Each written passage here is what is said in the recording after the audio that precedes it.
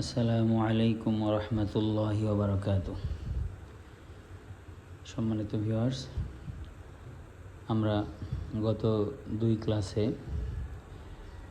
নুরানি কায়দার প্রথম লাইন এবং দ্বিতীয় লাইনের যে হরফগুলো আছে এগুলোর উচ্চারণ প্র্যাকটিস করেছি। আজকে আমরা তৃতীয় লাইনের যে হরফগুলো আছে আমরা এগুলোর প্র্যাকটিস করব। তো তার আগে বলে নেই, আমরা বলেছিলাম আরবি 29 হরফের মধ্যে আলিফ এবং হামজা এগুলার উচ্চারণ দ্রুত করতে হয়, আর বাকি যে হরফগুলো আছে এগুলো আমরা একটু টেনে পড়ব। কতটুকু টেনে পড়ব সেটা আমরা পরবর্তীতে আলোচনা করব। বাট এখন আপাতত এই 2টা হরফ বাদে বাকিগুলোকে আমরা কি করব? টেনে উচ্চারণ করব। তো আমরা গত দিনে যে হরফগুলো নিয়ে আলোচনা করেছি সেগুলো একবার বলি। আমরা বলেছিলাম আলিফ, বা, তা, সা, জিম, হা, খ, দাল, জাল, র। এখন আমরা এই তৃতীয় লাইন থেকে যে হরফগুলো আছে এগুলো আমরা পড়ব।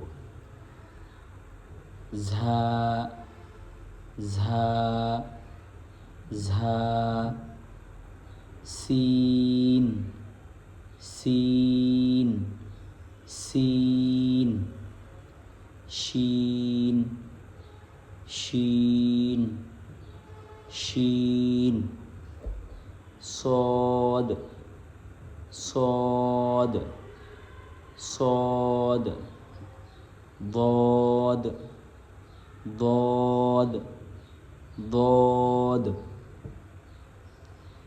আজকে এতটুকুই, আপনারা এতটুকু ভালো করে প্র্যাকটিস করেন, বারবার পড়বেন আর বলবেন। আর আগের যদি কোনো ভুল থাকে সেটা শুধরিয়ে সঠিকভাবে সহিভাবে উচ্চারণ করার চেষ্টা করবেন। মনে রাখবেন, আরবি হরফ সহি না হলে পড়া কখনোই সহি হবে না।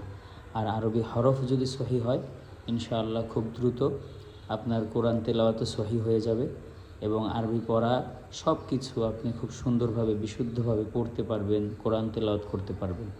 আর এজন্যই আমাদের এটা শিখতে হবে। যদি আমরা সহি করে না শিখতে পারি তাহলে আমাদের নামাজটাও ঠিক হবে না। নামাজের মধ্যে যদি আমরা অশুদ্ধ পড়ি, যদি সহি করে পড়তে না পারি, আমি পড়তে পারি কিন্তু সহি না, তাহলে কিন্তু নামাজটাও কী হবে? অশুদ্ধ হবে। তাই সবাই খুব মনোযোগ সহকারে প্র্যাকটিস করবেন ইনশাআল্লাহ। আজকের মতো এই পর্যন্তই। আমরা পরবর্তী ক্লাসে বাকি হরফগুলো নিয়ে পর্যায়ক্রমে আলোচনা করব। আসসালামু আলাইকুম ওয়া রাহমাতুল্লাহি ওয়া বারাকাতুহু।